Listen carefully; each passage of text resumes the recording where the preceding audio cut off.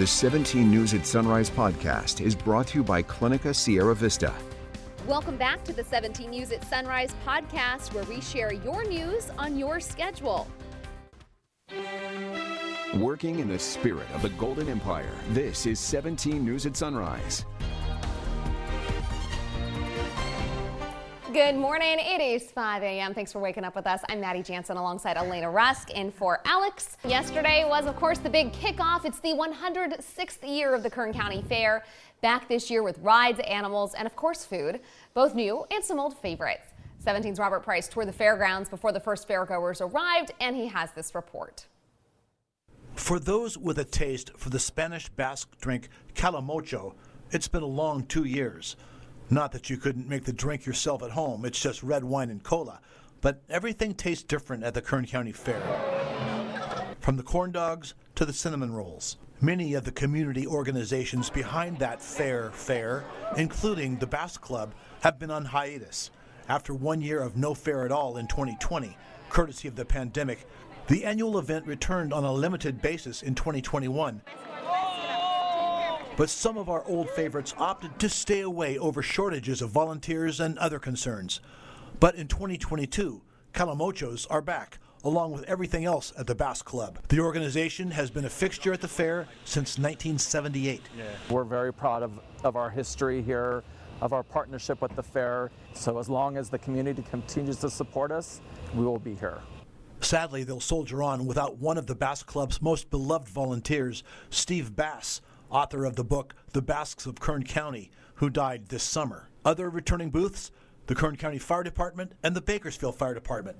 Danny Hulot is in charge of the Bakersfield Fire booth. This year it's going to be a blast. I think we're going to blow it out. It's our first day back. There's no restrictions and everybody's, back to normal. You'd like to think the danger of a serious kitchen fire is significantly lower at those two booths.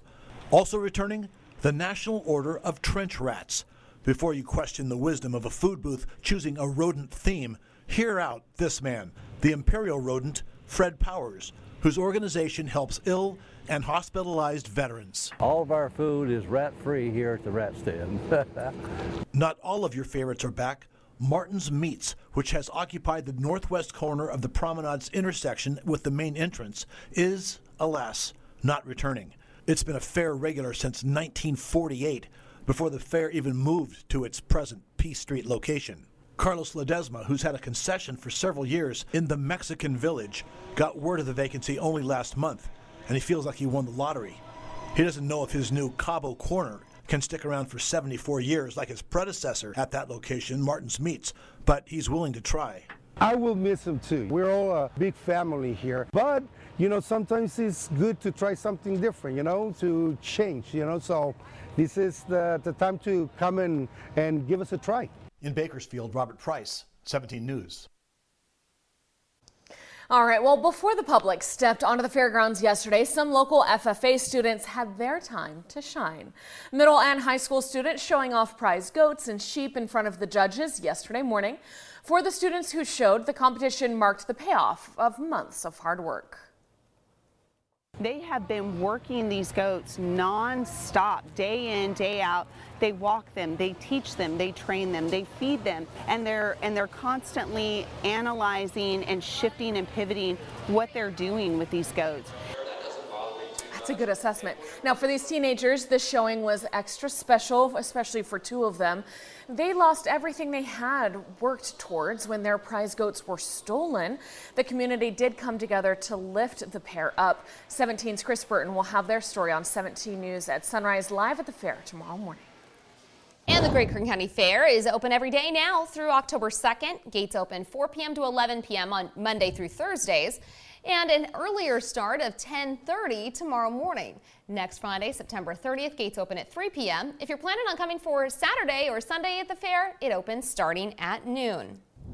All right, and today is Special Friends Day. The Kern County Fair opening early from 9 a.m. to noon for people with special needs and their caregivers.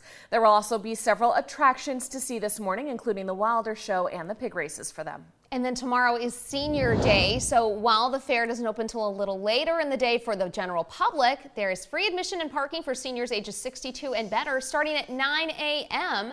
Senior Day will also feature some trivia and some giveaways, so it's going to be great. And then in the early morning hours, it should really be perfect weather for all of our seniors. All right, well, also back this year, a fan favorite, the fresh pie and cobbler stand for the 6th year at the fair. The man at the helm, known as the Pie Guy, says peach cobbler is a fan favorite, and his family from Oregon has been going around to different county fairs for years selling baked goods. They mostly stay along the West Coast, bringing treats to people looking for a delicious bite to eat. We're known for Marionberries in Oregon, so Marionberry pie, Marionberry mini pies, Marionberry cobbler. They not only offer pies, but also some cookies, including ice cream sandwiches made from 2 gigantic cookies, plus something new this year. My lovely wife, Stephanie, she is the one that bakes everything. We started doing cream pie, so we do a chocolate cream pie and a key lime pie. And right now, the key lime pie seems to be what everybody likes. It's a little hot out, get a little of that refreshing cream pie going. All right, so something new you got to try. Their pies, especially their berry pies, are really good. That's awesome. All right. And in addition to the animals, the food, the rides, people also obviously going out to the fair for the music. Last night, country music singer Hunter Hayes took the stage at the Budweiser Pavilion. And I tell myself I'm better now, 'cause I'm good at lying. But the reruns are just like a drug that I can't quit trying. Oh, I like that song. Okay, so that was the video for one of Hayes' newest singles, Missing You. Hunter Hayes first came onto the music scene more than a decade ago with hits like Wanted and I Want Crazy. Over the last several years, he's focused a lot more on writing music and pushing the envelope a bit. A fearless approach to growth, I think, is sort of the top priority for me when it comes to making music. My last album, Wild Blue Complete, was kind of an experimentation with that. I did all the things I thought I wasn't supposed to do, and I did all the things I wasn't supposed to do on one specific song. The first song that I put out from it was called Dear God. And it was one of those songs that you just assumed, like, oh, the label's not going to let me put this out, or this is too personal, this is too deep. And man, people connected with it. Now, Hayes says he recently filmed a music video in Lake Isabella, but wouldn't give us any more information beyond that. You can see more of our interview with him on our website, kget.com. And the concerts continue tonight with country singer-songwriter Russell Dickerson, best known for his 2021 hit single, She Likes It. Dickerson will perform at the Bud Pavilion tonight at 8. Seating is, of course, first come, first serve for all of our concerts, and the concert is included with the price of admission to the fair. The United Farm Workers Labor Union got some star power from activist and musician Tom Morello of the rock band Rage Against the Machine. We struggle brave and long, like the union men and women, standing up and standing strong. Morello held a pop-up concert outside the state capitol to urge Governor Newsom to sign Assembly Bill 2183 into law. It's a bill farm workers say will give them more union rights. With the September 30th deadline fast approaching, time's running out for Newsom to make a decision on the legislation. The message for Governor Newsom is do the right thing, and what the hell's wrong with you? Why are you siding with the growers over these people? Supporters of the bill say it would make it easier for farm workers to cast ballots remotely in union elections. They argue it would ensure workers are not intimidated by their bosses about how to vote when deciding whether or not to join a union. Newsom has said he has concerns with the bill, specifically on whether it does enough to ensure union elections are secure. And here locally, Senator Melissa Hurtado is holding the Feeding Our Farm Workers event today, highlighting a $40 million investment, Food for All. The event is this morning at 11 a.m. at the California Farm Worker Foundation in Delano. Well, the much anticipated inflation relief payment soon going out to qualified Californians. The first round of the so-called middle class tax refund payments will be sent to bank accounts October 7th through the 25th. The rest of those direct deposits will be issued between October 28th and November 14th. At the same time, debit cards will be mailed to taxpayers who are not set up for direct deposit. The payments will range from $200 to a little over $1,000, depending on your income and your number of dependents. State and local leaders awarded a $25 million check to be used toward tackling the homeless problem along the American River Parkway in Sacramento County. The funds will help move people living along the parkway into housing. The American River Parkway Foundation reported more than 2,000 homeless live along the stretch. Some of those people say the decision to move should be up to them. How would you feel if someone came to your house and removed you for any reason? How would you feel? That's how I feel. I don't know. I feel there's too many feelings to describe. The Parkway Foundation says homelessness along the river is putting the national treasure in jeopardy. More than 1,400 volunteers removed almost 41,000 pounds of trash during the Great American River cleanup. Volunteers say a lot of the trash was hypodermic needles and other drug paraphernalia. All right, now to the state's wildfires, and all evacuation orders have been lifted in Placer and El Dorado counties around the mosquito fire. Now that evacuations have been lifted, many people getting a first-hand look at the damage the fire caused. El Dorado County opened an assistance center to help fire victims who are returning home. Nonprofits, along with county and state organizations, are providing resources there. They're offering what they call wraparound services so that anyone that the fire has impacted can get back on their feet. There are hygiene kits, house cleaning kits, and gift cards for food and shelter. They're also providing support services for kids. When you have a little child who's probably 6, he says, I just want to go home to my room. It gives them, their parents, hope that we're here to help.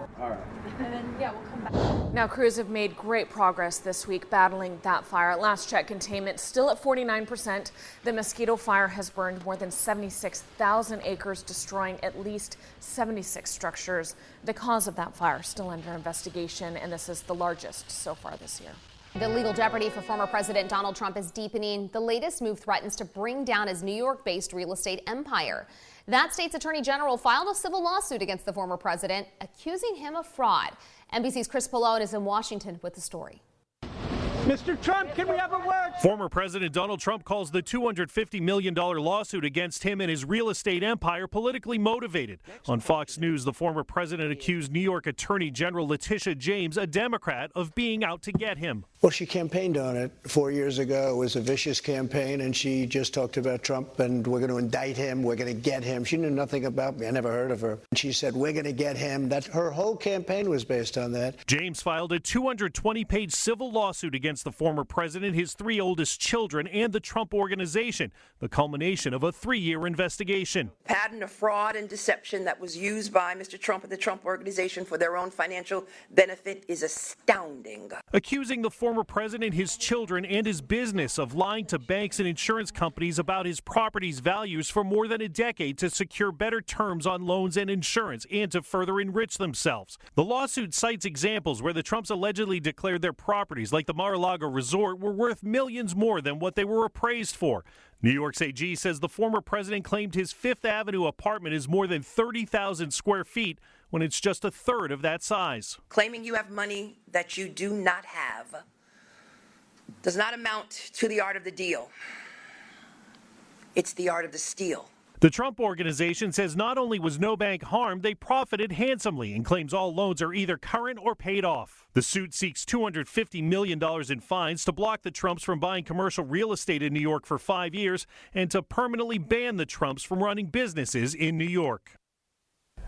While this is merely a civil lawsuit, the New York Attorney General says she will be making criminal referrals to federal prosecutors in New York and to the IRS based on the results of her investigation. In Washington, Chris Pallone, NBC News. All right, well, prosecutors in the Kristen Smart murder case have rested, and now it's the defense's turn. Paul Flores, the last person known to have been seen with Smart before she was reported missing in 1996 from Cal Poly San Luis Obispo. Yesterday, prosecutors resting their case, closing with a graphic photo showing a screenshot from a sexually explicit video of a woman on the bed of Paul Flores' home. The judge called the video shocking.